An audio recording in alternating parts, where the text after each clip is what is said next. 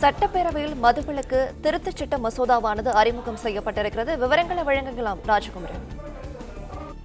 தமிழ்நாடு சட்டப்பேரவையில் மானிய கோரிக்கை மீதான விவாதத்தினுடைய நிறைவு நாள் இன்று முதலமைச்சர் இன்னும் சற்று நேரத்தில் பதிலுரை வழங்க இருக்கின்றார். இந்த நிலையில்தான் தமிழகத்தில் கள்ளச்சாராயம் உள்ளிட்டவற்றை முற்றாக தடுத்து நிறுத்தக்கூடிய வகையில் 1937ஆம் ஆண்டிற்கான தமிழ்நாடு மதுவிலக்கு சட்டத்தில் மிக முக்கியமான திருத்தங்கள் கொண்டு வரப்பட்டிருக்கின்றது. அதன்படி கள்ளச்சாராயத்தை முற்றிலுமாக ஒழிக்கக்கூடிய வகையில் கள்ளச்சாராயம் தயாரிப்பது, கள்ளச்சாராயத்தை விற்பனை செய்பவர்கள் இவர்களுக்கெல்லாம் ஆயுள் வரை கடுங்காவல் தண்டனையோடு 10 லட்சம் ரூபாய் வரை அபராதம் விதிக்கப்படும் என்கின்ற கடுமையான தண்டனைகளுடன் சட்ட திருத்தம் கொண்டு வரப்பட்டிருக்கின்றது. மேலும் மனித உயிருக்கு கேடு விளைவிக்கக்கூடிய கள்ளச்சாராயத்தை தயாரிப்பது, கள்ளச்சாராயத்தை இருப்பில் வைத்துக் கொள்வது, கள்ளச்சாராயத்தை விற்பனை செய்வது போன்ற வழக்கமாக ஈடுபடக்கூடிய குற்றங்களுக்கு வழங்கப்படக்கூடிய தண்டனைகள் போதுமானதாக இல்லை என்று கருதி இந்த சட்ட திருத்தம் கொண்டு வரப்பட்டுள்ளதாக அந்த திருத்தத்தில் குறிப்பிடப்பட்டிருக்கின்றது.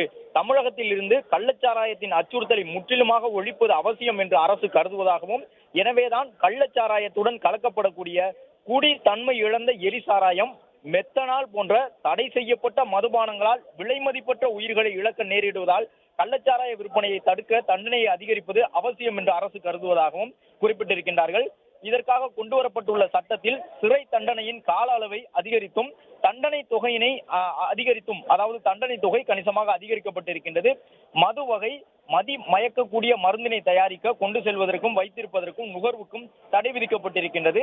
அந்த மதுவினை அருந்துவதால் மரணம் ஏற்பட்டால் ஆயுள் காலம் வரை கடுங்காவல், சிறை தண்டனையோடு 10 லட்சம் ரூபாய் வரைக்கும் அபராத தண்டனை விதிக்கவும் இந்த திருத்தத்தில் வழி செய்யப்பட்டிருக்கின்றது. மேலும் குற்றங்களை பயன்படுத்தப்படக்கூடிய அனைத்து அசையும் சொத்துகளையும், குற்றவாளிகளுடைய அனைத்து அசையும் சொத்துகளையும் பறிமுதல் செய்வதுடன் மது அருந்துவதற்கு பயன்படுத்தப்படும் உரிமை இல்லாத இடங்களில் மூடி முத்திரையிடப்பட்டு அந்த குற்றங்களை செய்யக்கூடிய நபர்கள் எதிர்காலத்தில் அதுபோன்ற குற்றங்களை செய்வதிலிருந்து தடுப்பதற்கு கணிசமான தொகைக்கு பிணை முறிவினை நிறைவேற்றுவதற்கும் நிர்வாகத்துறை நடுவருக்கு அதிகாரம் வழங்கி இந்த சட்ட திருத்தம் கொண்டு வரப்பட்டிருக்கின்றது.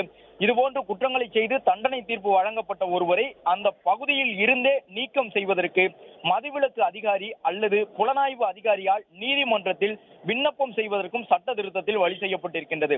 கள்ளச்சாராயத்தை ஒழிக்கும் நடவடிக்கையில் இதில் ஈடுபடக்கூடிய நபர்கள், பயன்படுத்தக்கூடிய பொருள்கள், பயன்படுத்தப்படும் இடம் என அனைத்தையும் வரைமுறைப்படுத்தி அதற்கான தண்டனைகளையும் அபராத தொகைகளையும் அதிகரித்து அதிகாரிகளுக்கு அதிகாரம் வழங்கக்கூடிய வகையில் இந்த சட்ட திருத்தம் கொண்டு வரப்பட்டிருக்கின்றது.